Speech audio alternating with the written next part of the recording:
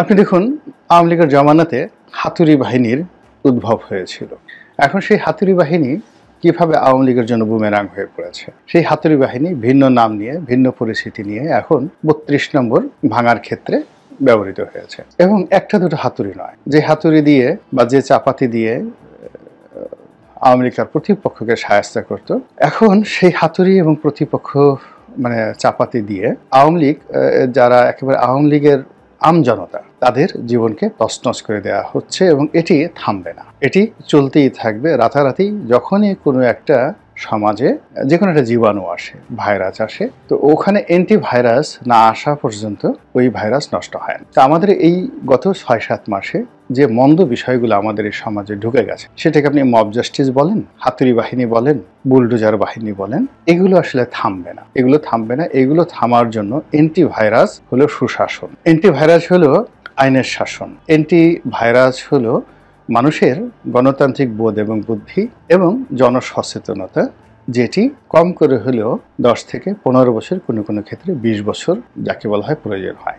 এখন এই যে বুলডোজার বাহিনীটা শুরু হয়ে গেল, এটি নিয়ে পরে কথা বলবো, কিন্তু এটি শুরু হলো কি করে? এটি কিন্তু আওয়ামী লীগ শুরু করেছিল। আওয়ামী লীগ শুরু করেছিল আমার বাড়িটি, আমি অন্যের কথা বাদ দিয়ে আমার বাড়িটি 2022 সনে এরকম ভাবে সম্পূর্ণ কোনো আইন নাই, কানুন নাই, বেআইনি বললেও ভুল হবে। আমি বাধ্য হয়ে দেখা গেল তাড়াতাড়ি এসে হাইকোর্টে এটার জন্য একটা রিট পিটিশন করলাম, এবং হাইকোর্টে যখন এটা শুনানির জন্য গ্রহণ করা ছিল, ঠিক সেই অবস্থাতে পৃথিবীর কোনো আইনগত শক্তি ওই বাড়ি ভাঙতে পারে না। তো শুনানির জন্য যে মামলাটি পেন্ডিং, হয়তো 1 সপ্তাহ পরে শুনবে, কিন্তু তার আগেই দেখা গেল যে ভেঙে গুড়িয়ে চুরমার করে দেওয়া হলো এই বুলডোজার। আবার সেই বুলডোজারের সঙ্গে হাতুড়ি বাহিনী নিয়োগ করা হয়েছিল 100-150 সেই তৎকালীন যারা এই কর্মে জড়িত ছিল, জেলা প্রশাসক, বিনা ভোটের এমপির মামা, সাবেক প্রধান নির্বাচন কমিশন নুরুল হুদা, তারা প্রায় 100-র মতো এরকম হাতুড়ি বাহিনী যারা জনমনে আতঙ্ক সৃষ্টি করার জন্য বুলডোজারের পাশাপাশি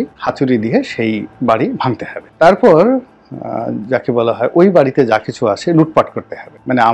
আমার মা, আমার ভাই বা অন্য পরিবারে যারা ছিলেন, তারা 10 মিনিট সময়ও পায়নি ওইখান থেকে প্রাণ নিয়ে বের হওয়ার জন্য। জাস্ট বের হয়ে গেছে, আর ওই বাসার যা কিছু রয়েছে আপনি বোঝার চেষ্টা করুন। একজন সংসদ সদস্য, এই সমাজের একজন সচ্ছল ব্যক্তি, আমার বাবাও যথেষ্ট সচ্ছল ছিলেন, এরকম একটা পরিবারের সংগ্রহে সেই 60 থেকে 70 বছরের যে সংগৃহীত আবেগময় অনেক কিছু থাকে। ধরুন একটা ছোট আংটি থাকে, ছোট একটা গহনা থাকে, গলার একটা হার থাকে, হাতের একটা বালা থাকে, কিছু দলিল দস্তাবেজ থাকে। উলানিয়া আমার যে বাড়ি, পটুয়াখালী জেলার গলাচিপা উপজেলার উলানিয়া বন, অন্তত পক্ষে 50,000 লোকের উপস্থিতিতে পুরো বাড়ি লুটপাট করে নেওয়া হয়েছে। তো এটা দেখেন, এটা বিচ্ছিন্ন ঘটনা ওই সময়টিতে। আর যেহেতু আমি খুব ক্ষুদ্র মানুষ, ওটা নিয়ে এত কিছু হয়নি।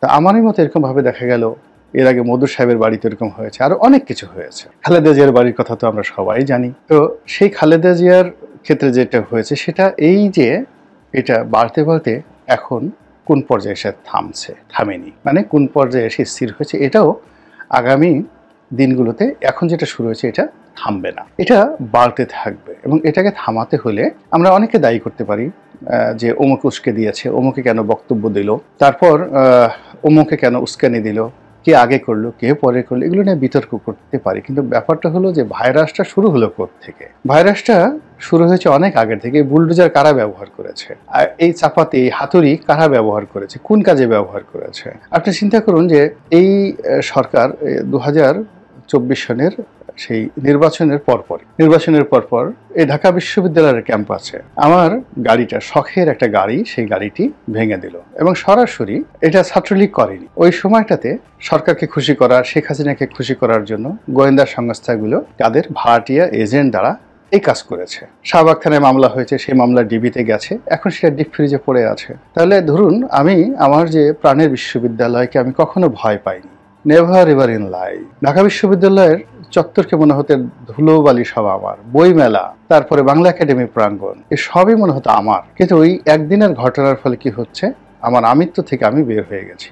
আমি এখন খালি হাতে দিনে দুপুরে কখনো সেই বিশ্ববিদ্যালয় ক্যাম্পাসে যাই না, কোনো অবস্থাতে যাই না। এখন এই কাজটি কে করেছে? বিশ্ববিদ্যালয়ের ছাত্ররা করেছে? করেনি। শিক্ষকরা করেছেন? করেনি। ওখানকার যারা ওখানে যারা বসবাস করেন তারাও করেন। আওয়ামী লীগ করেছে, রাষ্ট্রীয় বাহিনীগুলো করেছে। কিংবা ধরুন 21শে আগস্টের গ্রেনেড হামলা কারা করেছে? কেউ না কেউ তো করেছে। 21শে আগস্টের গ্রেনেড হামলা, এটা কি থেমে থাকবে? কখনোই থেমে থাকবে না। তো এই জিনিসগুলোকে যদি বন্ধ করতে হয় তাহলে তো আগেই বললাম যে ন্যায় বিচার, সুশাসন সবকিছু লাগবে। কিন্তু এখন পুরো জিনিসটা উল্টো হয়ে গেছে। আপনি গিয়ে দেখেন ডিসি অফিসে, যে কোনো ডিসি অফিসে একটা গুরুত্বপূর্ণ সিদ্ধান্ত নেওয়ার জন্য কেউ কাজ করছে না। ঘন্টার পর ঘন্টা, দিনের পর দিন, মাসের পর মাস তারা অপেক্ষা করছে এবং গত 7 মাসে একটা সিদ্ধান্ত নিতে পারছে না। হাইকোর্টে গিয়ে দেখেন যে মামলা, যে কোর্টগুলো, বেঞ্চগুলো দৈনিক 30টি মামলা শুনতো, 40টি মামলা পর্যন্ত শুনানি হতো। সেখানে গিয়ে দেখে এখন তারা 2টো, 3টা, 4টে করে মামলা শুনছে। ফলে দেখা যাচ্ছে যে যদি 500 মামলা শুনানির জন্য পেন্ডিং হয়ে থাকে, সেই মামলাগুলো আগামী এইভাবে যদি চলতে থাকে 1 বছর পরে শুনানি হবে। এই সময়ের মধ্যে রেভিনিউ থাকলে রেভিনিউর সমস্যা থাকবে,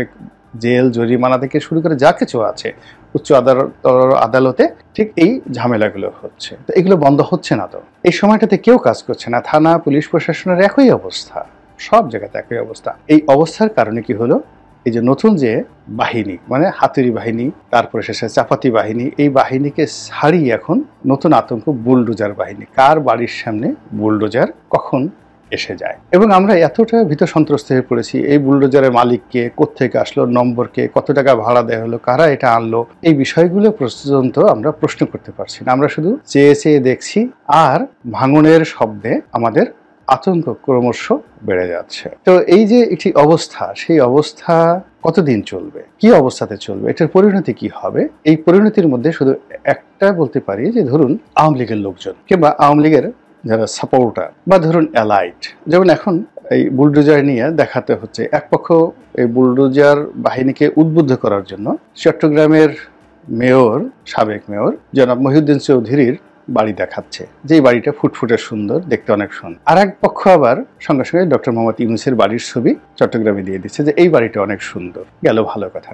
এক পক্ষ প্রথম আলোর বিল্ডিং এর ছবি দিয়ে দিচ্ছে এবং বলা হচ্ছে যে এই বিল্ডিংটা খুবই সুন্দর, মানে এখানে বুলডোজার বাহিনী যদি আসে এই বিল্ডিংটা ভাঙে, এক পক্ষ খুব খুশি হয়ে যাবে। ফলে চিন্তা করুন যে এই গত 15টি বছরে যারা সরকারের সঙ্গে বাধ্য হয়ে হোক, প্রয়োজনে হোক, লোভে হোক, লালসার কারণে হোক জড়িত ছিল, এখন তাদের মনে কি আতঙ্ক। আলটিমেটলি গাজী গ্রুপ শেষ, বেক্সিমকো গ্রুপ শেষ, এস আলম গ্রুপ শেষ, এবং এই সকল গ্রুপের 2 লক্ষ কোটি টাকার মতো ঋণ, লুটপাটের প্রায় 5 লক্ষ থেকে 1000 কোটি টাকা দেশের বাইরে পাচার, এবং এই সকল প্রতিষ্ঠানে 5 লক্ষের মতো কর্মচারী পথে বসেছে। এখন টার্গেট করা হচ্ছে মেঘনা গ্রুপ, মানে 71 টেলিভিশনকে যারা ফাইন্যান্স করেছে মেঘনা। টার্গেট করা হচ্ছে সিটি গ্রুপ। সিটি গ্রুপ মানে আটা ময়দা যে তীরের সবচেয়ে বাংলাদেশের বড় কোম্পানি, তারা সময় টেলিভিশনের মালিক, তাদেরকে টার্গেট করা হচ্ছে। এরপরে বসুন্ধরা গ্রুপ তো টার্গেটের মধ্যে আছে, তারা মানে কোনো অবস্থাতেই ঘুরে ফিরে একটা নেগোসিয়েশন করে তারা টিকে থাকার চেষ্টা করছে, কিন্তু কতদিন টিকে থাকতে পারবে আই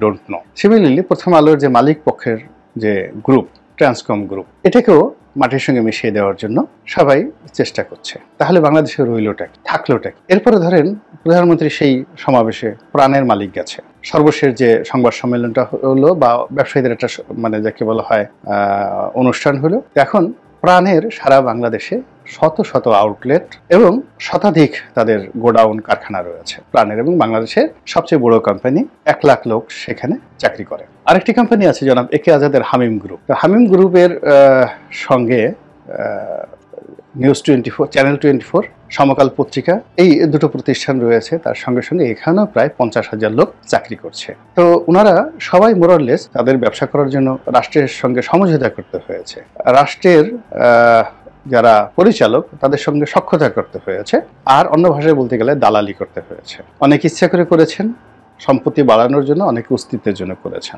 এখন এদের অবস্থা কি হবে? প্রতি মুহূর্তে তাদেরকে যদি বুলডোজার বাহিনীর আতঙ্ক তাদেরকে গ্রাস করে, তাহলে তারা কি করে সাস্টেন করবে? এখন এই যে আকামা মোজাম্মেল হক সাহেবের বাড়িতে সেই বুলডোজার বাহিনী গেছে, এখন ওয়ালটন গ্রুপের কি হবে? সেই প্রতিষ্ঠানে তো 40,000 লোক চাকরি করছে। ওয়ালটন গ্রুপের সাথে মোজাম্মেল সাহেবের মানে মুক্তিযোদ্ধা মন্ত্রী মোজাম্মেল সাহেবের, তারপরে গাজীপুরের মেয়র জাহাঙ্গীরের খুবই ভালো সম্পর্ক ছিল। এখন ওয়ালটনের অবস্থা কি হবে? এই 40,000 লোক কোথায় যাবে? আপনি চিন্তা করেন যে একইভাবে আরো অনেকগুলো কোম্পানির নাম আমি এই মুহূর্তে বলতে পারবো, যাদের সবার মধ্যে এখন এই বুলডোজার আতঙ্ক কাজ করছে। এবং এই আতঙ্কের ফলে এদের উৎপাদন কমে যাবে, এদের বিনিয়োগ ক্ষমতা কমে যাবে, এরা অনেকে দেশ ছেড়ে পালিয়ে যাবেন, অনেকে গা ঢাকা দিবেন, আর সাধারণ শ্রমিক জনগণ রাস্তায় বসে পড়বে। তো কাজেই যারা এখন ক্ষমতা আছেন তারা তো বটেই, আমরা যারা সাধারণ জনগণ আছি আমাদের সবাইকে যেভাবে হোক আইন শৃঙ্খলা ফিরিয়ে আনার জন্য, এই অস্থিরতা দূর করার জন্য, সুশাসন প্রতিষ্ঠা করার জন্য